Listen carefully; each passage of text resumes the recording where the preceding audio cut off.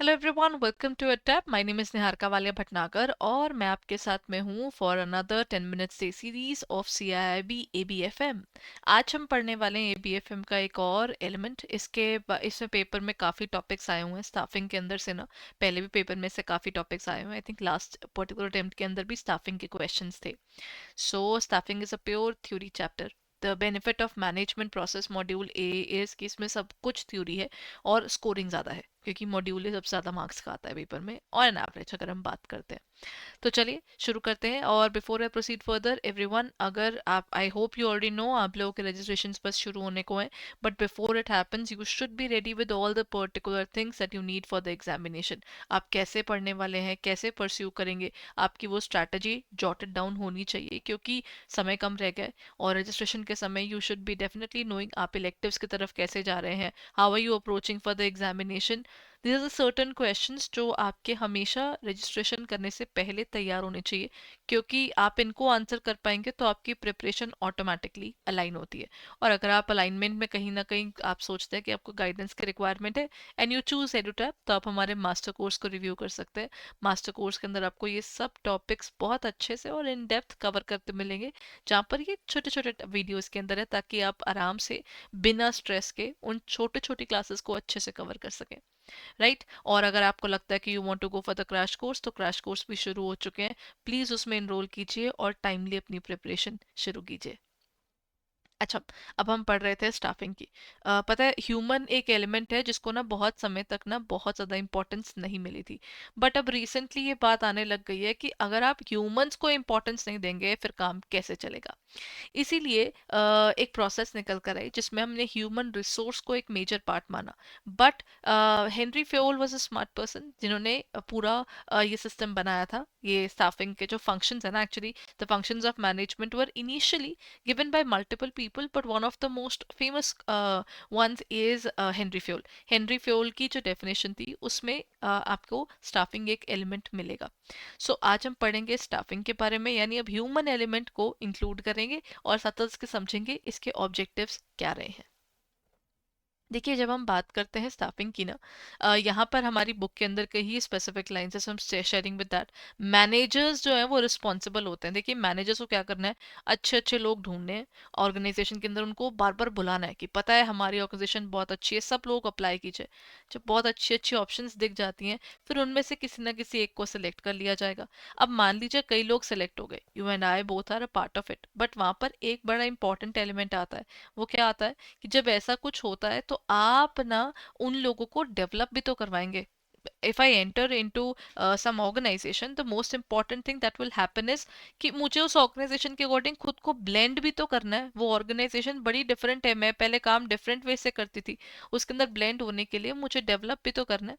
और एक तो ब्लेंडिंग के लिए मुझे बेसिक ट्रेनिंग चाहिए होगी। और याद रखिए, मैं सेम काम पूरी जिंदगी नहीं करना चाहती। मैं चाहती हूँ कि मैं और ग्रो करूँ, मेरी सैलरी और बढ़े, मेरे पास करियर में और अपॉर्चुनिटीज खुले। तो इसीलिए मुझे डेवलपमेंट की रिक्वायरमेंट रहेगी।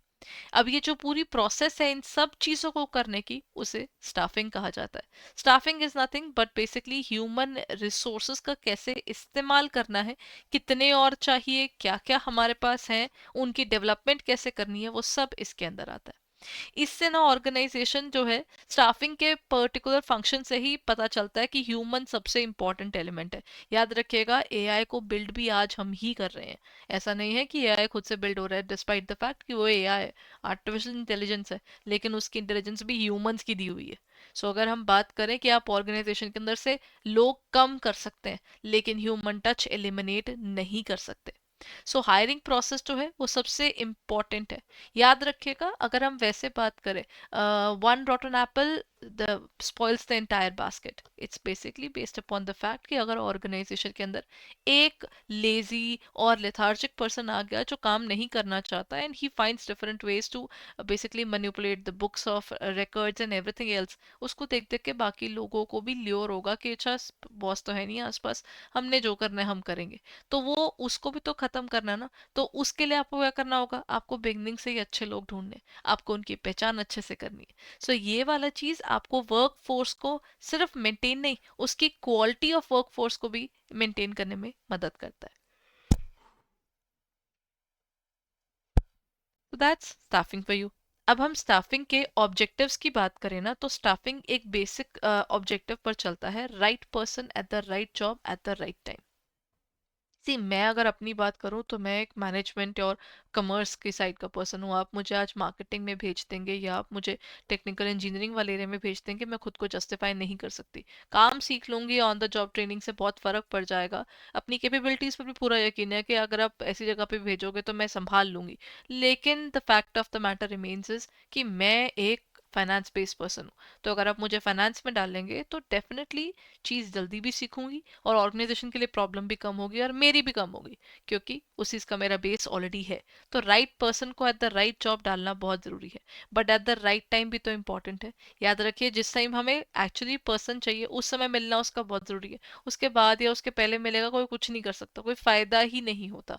तो right person at the right job is super important.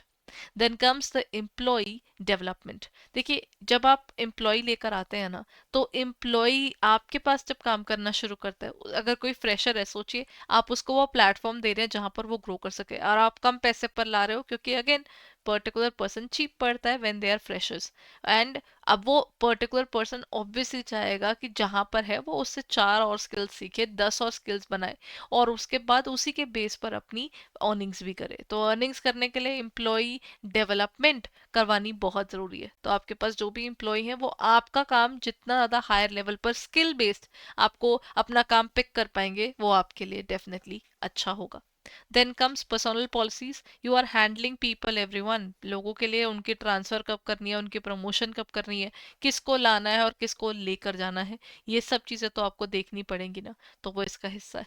Then comes the performance motivation. See people really don't want to work, पता है, किसी के लिए काम, किसी और के लिए काम करना, दिन रात एक करना, अगेन वो एक छोटी बात नहीं होती। बैंक्स में भी आप लोग वो चीज़ फेस करते हैं, दैट हैव सीन पीपल, कहने कोई उनकी अब गवर्नमेंट जॉब्स हैं लेकिन उसके बावजूद भी उनका चैलेंज तो बिल्कुल प्राइवेट जॉब से ऐसा हो चुका है, they are working on Sundays as well and they are stressed because उनके पीछे मीटिंग्स चल रही हैं, सब कुछ चल रहा है।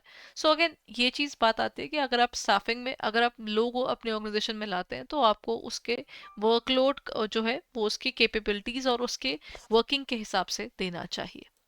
देन की कंपोनेंट्स ऑफ इफेक्टिव स्टाफिंग। की कंपोनेंट्स क्या है? सबसे पहला है, आपको दुनिया को बताना है कि हमारे पास एक बड़ी अच्छी अपॉर्चुनिटी है, इसको अप्लाई कीजिए, ताकि हमारे पास और क्या है, वैरायटी तो आए।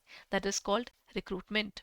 अच्छे अच्छे लोग ढूंढना और उनको हमारी कंपनी का हिस्सा बनाना। रिक्रूटमेंट के बाद, अब जैसे हमारे पास फर्स्ट स्टेप इज दिस, अब उनमें से जो जो लोग आए, अपने पास वैरायटी ऑफ पीपल आ गए और हमें पता है कि मुझे किसको रखना है किसको नहीं रखना। Choosing the best candidate through a thorough evaluation process, you will find that particular person. Then comes the part of training. Training क्या होता है? ट्रेनिंग के प्रोसेस वो होती है जिसके अंदर ना हम एम्प्लॉय के स्किल्स, देखिए एम्प्लॉय आ गया, उसको ट्रेन भी तो करना है। आप सबने प्रोबेशन पीरियड भी देखा है, जहाँ पर एक पर्टिकुलर समय आपको ऑर्गेनाइजेशन का वर्किंग और सब कुछ समझाने के लिए लगाया जाता है। तो इसमें हम पर्सन को फिट इन करते हैं। फिर क्या होगा, हम अब जो पर्सन आ गया उसकी परफॉर्मेंस इवैल्यूएट करेंगे। एम्प्लॉय को रोज रोज देखा जाता है वो क्या कर रहा है, कैसे कर रहा है। अब एक इम्पॉर्टेंट एलिमेंट है उनकी कंपनसेशन। पैसा कम देंगे तो वो पर्टिकुलर पर्सन कभी भी मोटिवेटेड फील नहीं करेगा, वो बोलेगा इतनी मेहनत करके कुछ पैसे नहीं दे रहे तो कोई फायदा थोड़ी है मुझे। तो मुझे वो पैसा कमाने के लिए वो जेन्युइन एक आप कह लीजिए लालच चाहिए होता है, which is justified. And the last one, आपके पास जब ये compensation की जब हम बात करते हैं, compensation में you need to have multiple things. What do you mean? आपकी जॉब है, आपके पास पोस्ट जॉब की अगर हम बात करते हैं, जैसे अगर मुझे किसी मेरी जॉब के अंदर एक अच्छा पेंशन मिलेगी तो ऑब्वियसली मेरे को वो जॉब अच्छी लगेगी। तो ये छोटी छोटी चीज़ों का ध्यान रखना ज़रूरी होता है जब हम बात करते हैं स्टाफिंग की। So these are the areas जहाँ पर हमने उसकी की कंपोनेंट्स को समझा और साथ ही साथ हमने उसको समझा उसके ऑब्जेक्टिव्स को। अब हम मिलते हैं अगले सेशन में जहाँ पर हम बात करेंगे इसके और आगे कई टॉपिक्स की। सो लेट्स स्टे ट्यून्ड, और अगला चैप्टर हमारा अब शुरू हो चुका है स्टाफिंग का, विच इज़ सुपर इम्पॉर्टेंट। अभी तक अगर आपने हमारे कोर्स में एनरोल नहीं किया, hurry up and do it right away everyone. Time is ticking away and it is always better to start as early as possible. क्या करना होगा, हमारी वेबसाइट पर जा सकते हैं www.edutap.in, जहाँ पर आप हमारे मास्टर कोर्स या crash courses based upon your time availability और आप अगेन आपकी प्रिपरेशन आप किस तरह से करना चाहते हैं उसके ऊपर बेस्ड है। आप कंपोनेंट वाइज भी ले सकते हैं, आपके कंपल्सरी सब्जेक्ट्स वहाँ पर अवेलेबल है, और कंबाइंड चारों का इकट्ठा कोर्स भी ले सकते हैं। तो please go ahead and check it out right away. Thank you so much for being there everyone. अगर सेशन हेल्पफुल था तो प्लीज़ इसको लाइक ज़रूर कीजिएगा। Thank you.